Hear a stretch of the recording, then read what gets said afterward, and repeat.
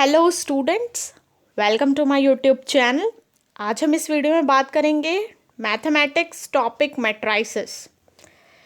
ये बीटेक और बीएससी दोनों ही स्टूडेंट्स के लिए हेल्पफुल है। अगर आप बीटेक फर्स्ट ईयर में है, फर्स्ट सेमेस्टर में है, तो आपके लिए चाहे किसी भी ब्रांच के हों, बहुत ही हेल्पफुल है ये वीडियो का फर्स्ट पार्ट है।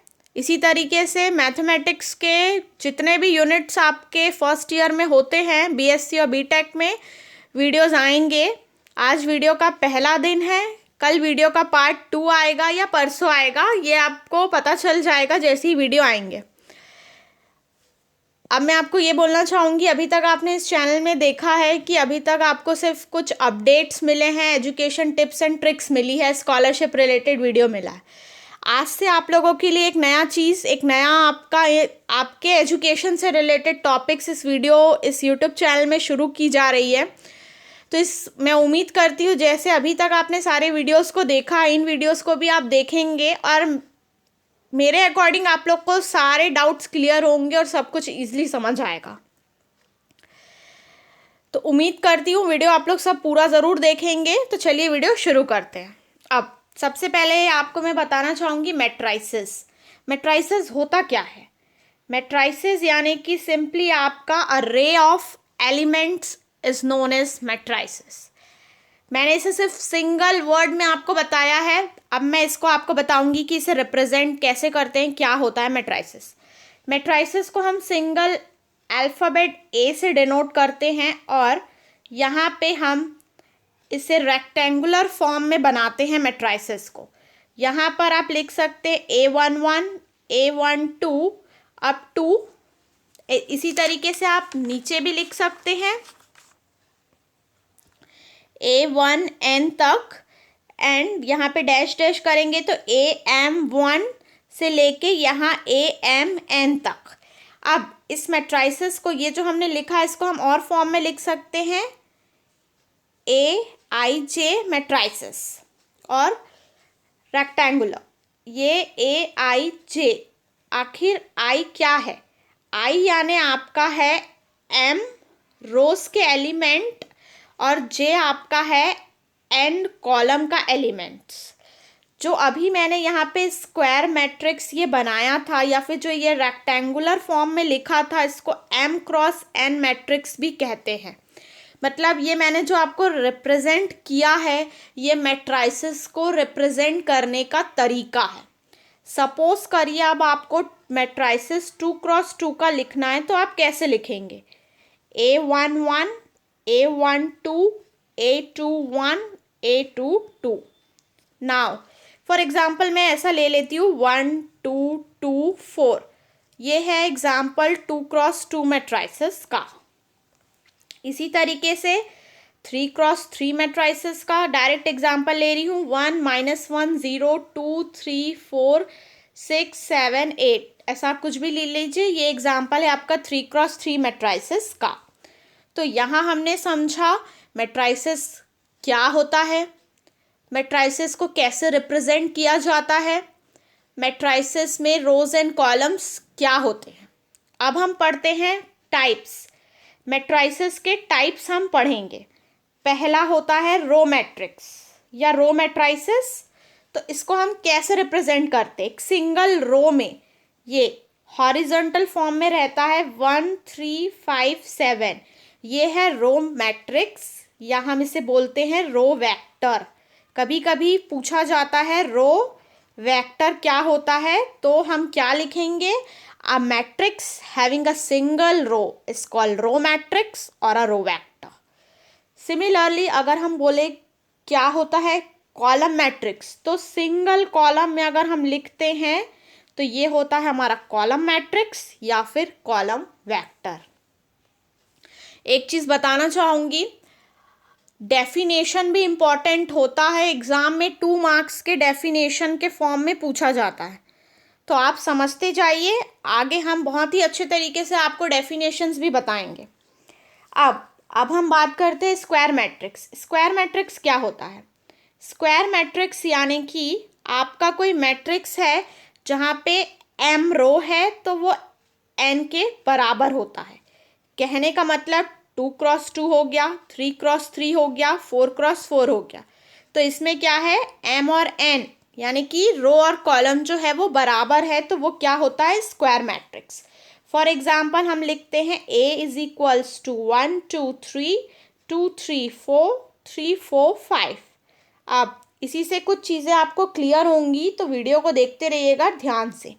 यहाँ पर ये जो पार्ट है 1 3 5, इसको हम क्या कहते हैं, इसको हम लीडिंग डायगोनल कहते हैं या प्रिंसिपल डायगोनल कहते हैं। Leading oblique principal diagonal. Okay. अब एक और चीज़ कहना चाहूँगी, अगर आपको कहीं बोला गया है ट्रेस ऑफ ए मैट्राइसेस निकालना है, तो आपको सिंपली क्या करना है, इस डायगोनल एलिमेंट को प्लस करना है। 1 + 3 + 5 is equals to trace of matrix that is equal to 9। Okay. अब एक और चीज़ बताना चाहूँगी, अगर स्क्वायर मैट्रिक्स में डिटर्मिनेंट अगर 0 आ जाए तो क्या होता है, वो सिंगुलर होता है। अब डिटर्मिनेंट कैसे निकालते हैं, हम सबको पता होगा, मॉड ऑफ ए, इसको हम डिटर्मिनेंट के फॉर्म में कैलकुलेट करते हैं।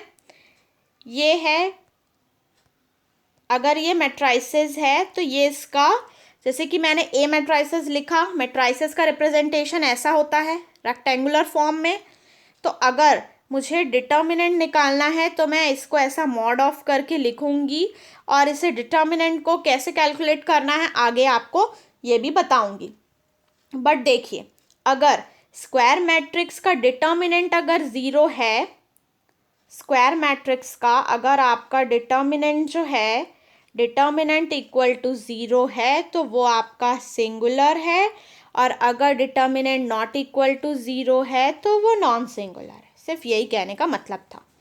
अब क्या होता है diagonal matrix. Diagonal matrix means आपका जो लीडिंग डायगोनल एलिमेंट्स है उसमें कोई वैल्यू होना चाहिए और बाकी जगह पे 0 होना चाहिए, तब आपका क्या होता है, डायगोनल मैट्रिक्स कहा जाता है।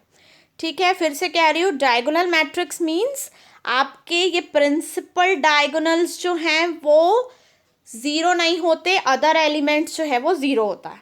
अब प्रिंसिपल डायगोनल्स को अगर मैं इक्वल कर देती हूँ, यानी कि मैं यहाँ लिख देती हूँ 3 और 3, तो ये आपका बन जाता है क्या, स्केलर मैट्रिक्स। इसे हम क्या कहते हैं, स्केलर मैट्रिक्स। अब एक और चीज़ इसी में, अगर मैं इसको हटा देती हूँ ये, और मैं यहाँ लिख देती हूँ 1 1 1 1 1 1, तो ये मेरा क्या हो जाता है, यूनिट मैट्रिक्स। अगर यहाँ 1 1 1 है तो ये मेरा हो जाता है यूनिट मैट्रिक्स। अब मैं एक और चीज़ कहना चाहूँगी, अगर हर जगह पे मैं 0 0 0 0 लिख देती हूँ तो ये मेरा क्या हो जाता है, नल मैट्रिक्स।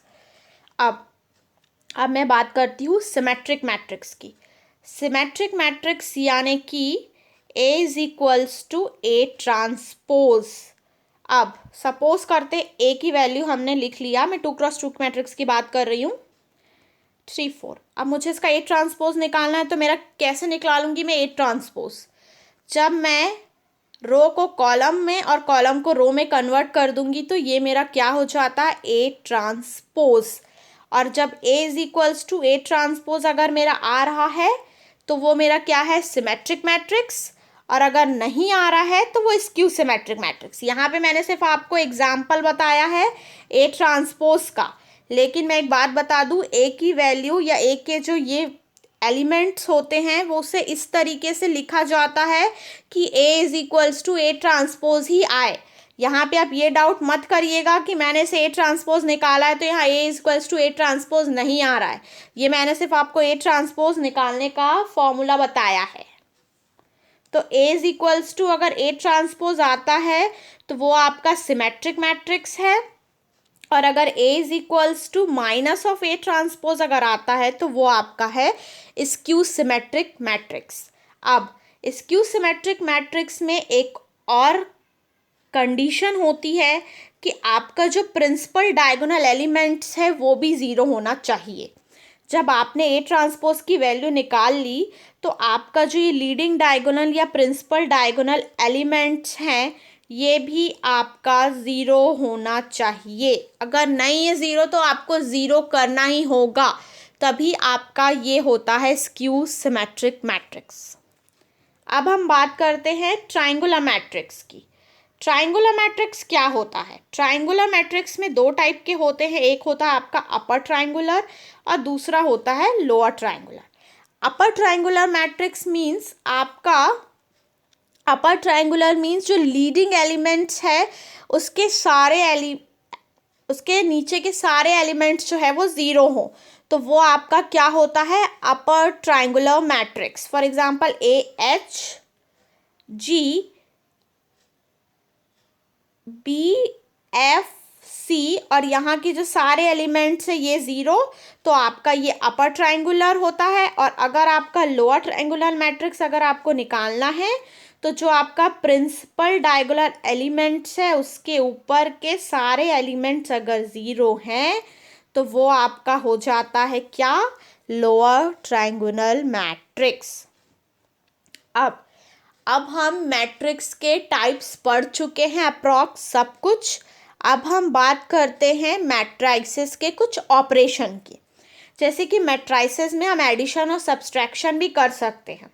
फॉर एग्जांपल मैं यहाँ पे 2 वैल्यू लेती हूँ और यहाँ पर ले लेती हूँ ये सपोज करिए EFGH, ठीक है। तो ये मेरा मैट्रिसेस A हो चुका है, ये मेरा मैट्रिसेस B हो चुका है। अब मुझे इसको एडिशन करना है, तो मैं A + B करूँगी और क्या करेंगे, जो जिसका जो एलिमेंट है उसको उससे प्लस करते हैं। For example A + E, C + G, B + F, D + H।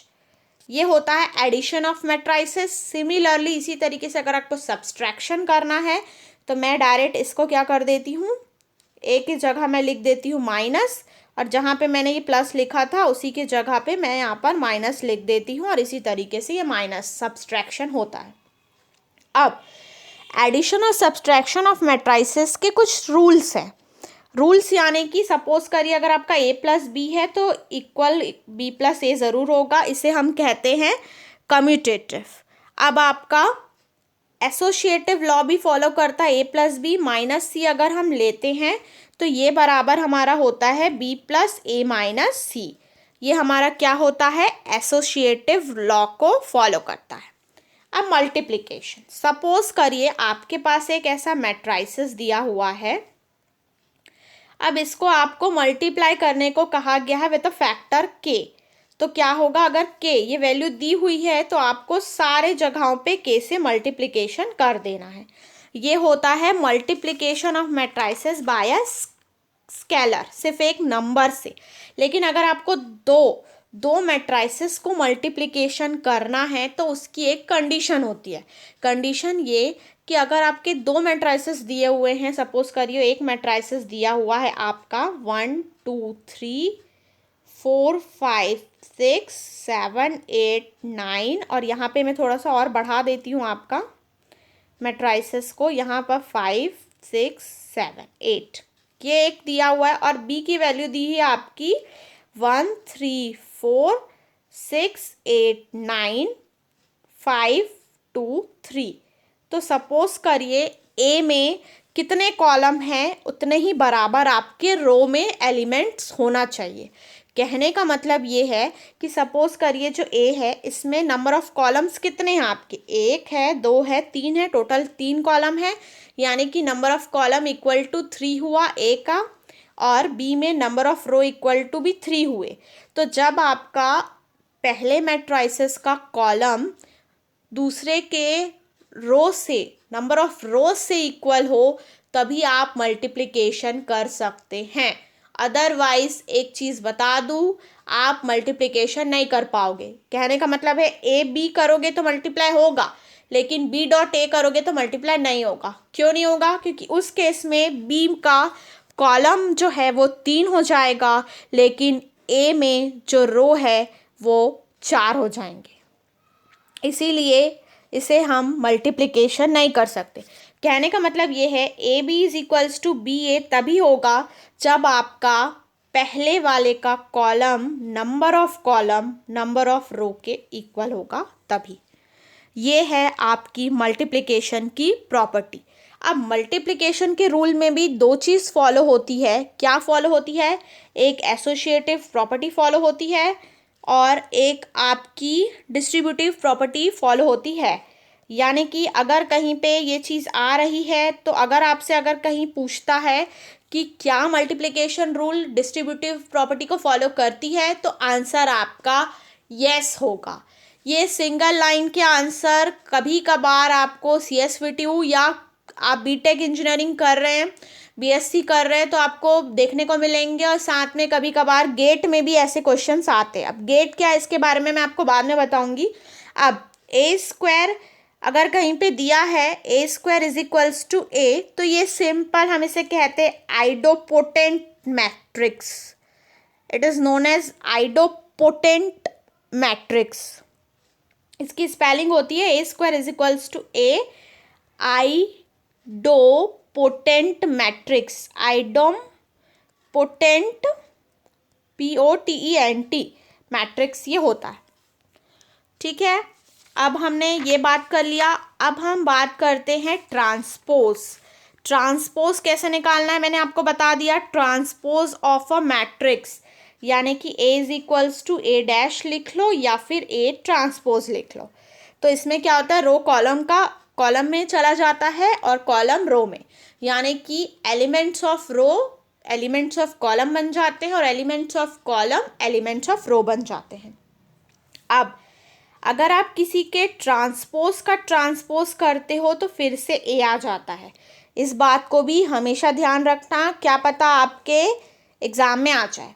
अब अगर A B का ट्रांसपोज निकालना है तो आपको ध्यान रखना है B transpose multiplication of A transpose होता है। ये भी आप किसी भी क्वेश्चन में डायरेक्ट अप्लाई करके देखेंगे, ये जो रूल है ये सेटिस्फाई होगा।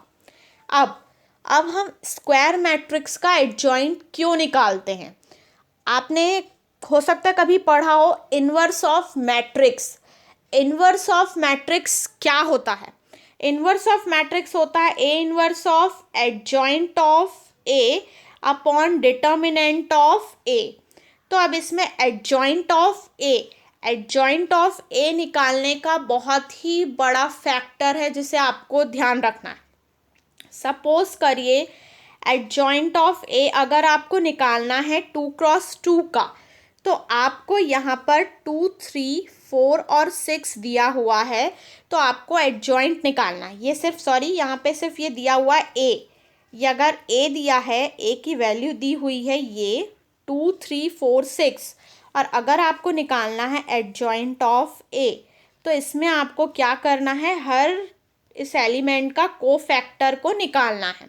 अब इस कोफैक्टर को हम कैसे निकालेंगे, मैं आपको इसको शॉर्टकट में अगर मैं बताऊं तो यहाँ पर हम ट्रांसपोज कन्वर्ट करते हैं और यहाँ पे हम नेगेटिव साइन लगाते हैं। 6, 2, -3, -4 ये आपका होता है। ओके, अब ये कैसे निकला इसके बारे में अब हम यहाँ पर डिस्कस करते हैं। ए की वैल्यू हमारी आती है क्या, 2, 3, 4, 6 अगर मैंने यहाँ लिया है। अब मुझे इसकी वैल्यू निकालनी है, तो इसको हम क्या बोलते हैं, A11, A12, A21, A22 ये हम कहते हैं। तो हमें अगर 2 का कोफैक्टर निकालना है तो हम कैसे करेंगे, इसको हम क्या करेंगे, अगर हमें 2 का कोफैक्टर निकालना है तो हम सिंपली क्या करेंगे, -1 के पावर में 1 + 1 करेंगे, और जो वैल्यू दी थी यहाँ पे 2, 3, 4, 6 दिया था, तो हम इसे क्रॉस करेंगे ऐसा, और यहाँ पे वैल्यू हमारी आ जाएगी क्या, 6। और -1 का स्क्वायर क्या होता है, 1 होता है, तो 1 × 6 क्या हो जाता है आपका 6। इसी तरीके से अगर मैंने यहाँ 2, 3, 4, 6 लिया है और मुझे अगर इसका निकालना है तो मैं कैसे करूँगी, ये क्रॉस करूँगी और मेरी वैल्यू 4 होगी। लेकिन मेरी वैल्यू 4 नहीं होगी, मेरी वैल्यू -4 होगी। क्यों -4 होगी, क्योंकि ये जो एलिमेंट है ये A12 है और -1 के पावर में 1 + 2 लिखूंगी मैं, यानी कि -1 के पावर में 3 लिखूंगी मैं। तो यहाँ पे -1 × 4 अगर मैं करती हूँ तो यहाँ वैल्यू आ जाती है -4। ठीक है, अब इसी तरीके से मैंने यहाँ पे आपको एडजॉइंट निकालने के बारे में बताया। अब मैं आपको यहीं पर 2x2 मैट्रिक्स का ही डिटर्मिनेंट निकालने का बताती हूँ। डिटर्मिनेंट अगर हमें निकालना है तो हम मॉड ऑफ ए करेंगे और सिंपली क्या कर देंगे, 2 × 6 माइनस 4 × 3। तो 2 × 6 क्या हो जाएगा, 12 माइनस 12 इक्वल टू 0। लेकिन कभी भी किसी का भी डिटर्मिनेंट अगर 0 आ रहा है तो हम उसका ए इन्वर्स कभी नहीं निकाल सकते, क्योंकि 1/0 इक्वल टू इनफाइनाइट होता है। तो ए इन्वर्स यानी कि इन्वर्स मैट्रिक्स कभी इनफाइनाइट नहीं आती। तो मैं आपको एक चीज़ बताना चाहूँगी, कभी भी मैंने यहाँ पे सिर्फ आपको रैंडम एग्जाम्पल लेके आपको बताया है। आगे जब आप पढ़ेंगे, एक्सरसाइज करेंगे तो आपको पता चलेगा कि कभी भी डिटर्मिनेंट इक्वल टू 0 नहीं आता। और अगर डिटर्मिनेंट इक्वल टू 0 आ जाता है, इट मीन्स वो कौन सी मैट्रिक्स होती है, बताइए कौन सी मैट्रिक्स होती है। अभी मैंने इसमें पढ़ाया है आप लोगों को, वही होता है। अब देखिए, एक चीज़ बताना चाहूँगी, यहाँ पे मैंने आप लोगों को 2x2 मैट्रिक्स का एडजॉइन निकालना बताया है, उसी से आप ए इन्वर्स भी निकाल सकते हो। लेकिन मैं 3x3 मैट्राइसेस का कब बताऊँगी, जब आप क्या करेंगे, जब हम एक्सरसाइज करेंगे तब मैं आपको बताऊँगी कि हम 3x3 का मैट्राइसेस जो है वो कैसे निकालते हैं। ठीक है, अब डिटर्मिनेंट इक्वल टू अगर 0 आ जाता है तो वो आपका क्या होता है, स्क्वायर मैट्रिक्स को हम सिंगुलर मैट्रिक्स बोलते हैं। ठीक है, अब A inverse is equals to adjoint of A upon determinant of A होता है, जिसमें कि मैंने आपको एडजॉइंट ऑफ ए और डिटर्मिनेंट ऑफ ए निकालना बता दिया है। इसी से आपका ए इनवर्स यानी कि इनवर्स ऑफ मैट्रिक्स निकल के आ जाएगा। अब मैंने यहाँ पे आपको 2x2 का बताया है, 3x3 का हम अगले एक्सरसाइज करेंगे, कुछ क्वेश्चंस प्रैक्टिस करेंगे, तो हम वहाँ पे डिस्कस करेंगे कैसे हम 3x3 का एडजॉइंट ऑफ ए निकालते हैं। 3x3 का एडजॉइंट ऑफ ए निकालने का अलग ही तरीका होता है, उसी में हम 2x2 का भी बहुत अच्छे से एडजॉइंट निकालना समझेंगे।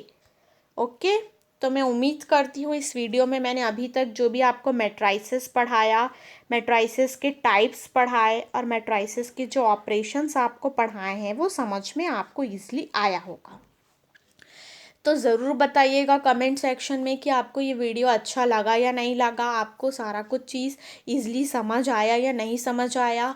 अगर नहीं समझ में आया तो आप मुझसे और पूछ सकते हैं, मैं आपको और इजी वे में समझाने की कोशिश करूँगी अगर कोई टॉपिक ऐसा होगा जो इस वीडियो में नहीं समझ आया होगा तो। और एक चीज़ कहना चाहूँगी, अब नेक्स्ट वीडियो में हम इस टॉपिक से रिलेटेड ही कुछ क्वेश्चंस को डिस्कस करेंगे, जो आप लोगों को आगे चल के एक्सरसाइज करने में हेल्पफुल होगा। मैं आपको एक चीज़ और कहना चाहूँगी, अगर आपके क्लासेस चालू हो चुके हैं तो बहुत अच्छी बात है, बट आप इस वीडियो से बहुत कुछ सीख सकते हैं और आपको मेरे अकॉर्डिंग एक्सरसाइज सॉल्व करने में कभी कोई भी प्रॉब्लम नहीं होगी। आपके जो भी डाउट्स हैं आप मुझसे पूछ सकते हैं, कमेंट सेक्शन में आपकी जो भी क्वेश्चंस हैं आप पूछ सकते हैं। और मैं उम्मीद कर रही हूँ कि इस वीडियो में मैंने जो भी कुछ बताया आप लोग के लिए हेल्पफुल होगा। तो इस वीडियो को ज़रूर लाइक करिएगा और इस वीडियो को ज़्यादा से ज़्यादा अपने क्लासमेट्स को शेयर करिएगा, ताकि उन्हें भी पता चले कि कोई यूट्यूब चैनल ऐसा है जो उनके लिए वाकई में मेहनत कर रहा है और आप लोगों को फर्स्ट ईयर में बीटेक और बीएससी वाले स्टूडेंट्स के लिए हेल्पफुल होगा ये वीडियो, मैं उम्मीद करती हूँ। Thank you so much for watching this video.